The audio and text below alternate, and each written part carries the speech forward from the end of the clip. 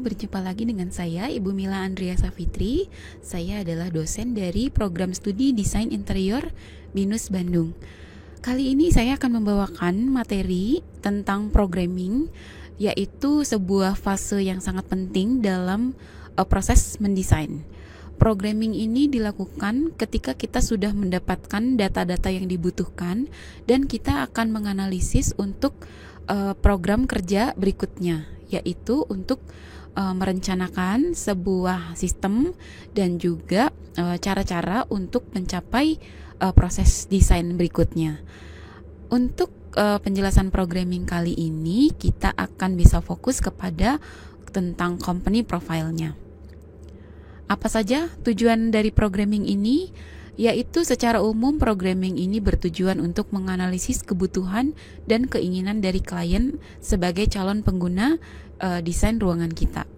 Pertama yang harus kita lakukan adalah riset klien, kemudian melakukan pemetaan dari stylenya itu sendiri, dan yang ketiga adalah pemetaan fasilitas yang akan dibutuhkan oleh klien kita. Apa saja kira-kira isi dari programming ini? Pertama adalah tentang identitas perusahaan. Identitas perusahaan ini akan berisi tentang visi dan misi perusahaan, alamat, jenis usaha, data operasional, dan data-data lainnya yang kiranya terkait dan dibutuhkan dalam proses programming ini. Isi yang kedua adalah tentang analisis produk atau jasa, di mana isinya adalah merupakan daftar produk dan jasa yang akan dijual, pengalaman ruang yang akan ditawarkan, service, experience, dan sebagainya. Dan terakhir adalah tentang identitas visual. Isinya adalah tentang analisis visual dari logo perusahaan maupun aspek-aspek visual yang berkaitan dengan si interior maupun dari fisik dari si desain bangunan ataupun ruangan itu sendiri. Oke, berikutnya adalah tentang identitas perusahaan, di mana pada fase ini kita akan menjelaskan tentang visi dan misi perusahaan. Di mana letak perusahaan ini, bagaimanakah sejarah dari perusahaan ini, bagaimanakah struktur organisasinya, dia bergerak di bidang apa, apakah barang atau jasa, atau kita bisa sebutkan jenis usahanya, kemudian data-data operasional lain yang dibutuhkan. Berikutnya adalah jasa atau produk yang dijual.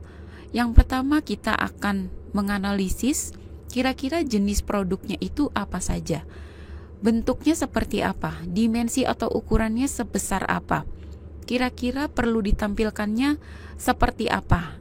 Karena ini penting untuk pendekatan bagaimana produk itu akan terlihat dari para calon pembelinya. Jadi nanti akan mempengaruhi bagaimanakah perletakannya, jenis displaynya seperti apa. Itu kita bisa tahu kalau kita sudah mengetahui produk-produk apa saja yang dijual oleh perusahaan ini. Kemudian setelah itu kita akan menganalisis bagaimanakah aspek penyajian atau bagaimana cara kita memajang produk-produk tersebut. Bagaimanakah nanti akan berdampak kepada jenis-jenis display seperti apa yang akan kita gunakan pada program ruang kita. Dan terakhir adalah analisis tentang target pasar. Siapa kira-kira sasaran kita? Target market kita siapa? Apakah perempuan atau laki-laki? Umurnya yang seperti apa? Apakah anak-anak, remaja, dewasa, atau semua umur? Dan juga bagaimanakah latar belakang dari calon klien kita ini? Apakah misalnya mencangkup segi ekonomi tertentu, atau dari profesi tertentu, atau untuk umum, atau seperti apa? Itu harus bisa kita state pada fase programming tentang jasa atau produk yang dijual.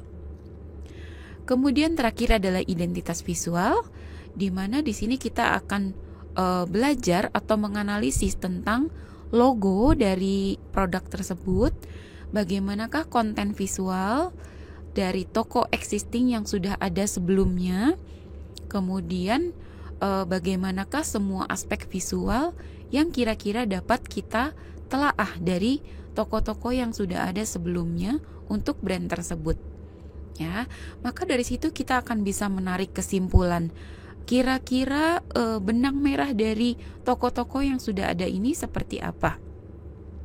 Apakah mereka memiliki gaya interior minimalis, atau misalnya gaya interior futuristis misalnya, atau klasik, elegans, dan sebagainya.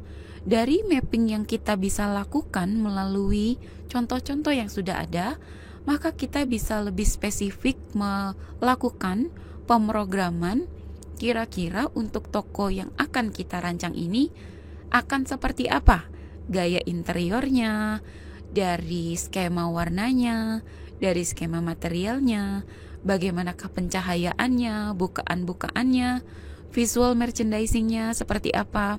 Itu nanti akan bisa kita simpulkan apabila kita sudah bisa mengcompile data-data dari identitas visual ini.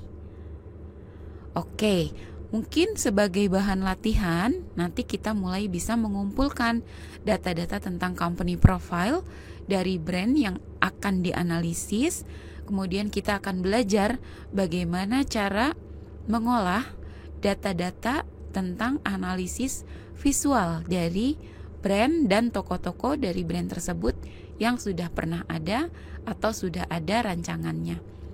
Sekian materi dari saya, semoga kita bisa berjumpa lagi di lain kesempatan. Terima kasih atas perhatiannya, sampai jumpa lagi.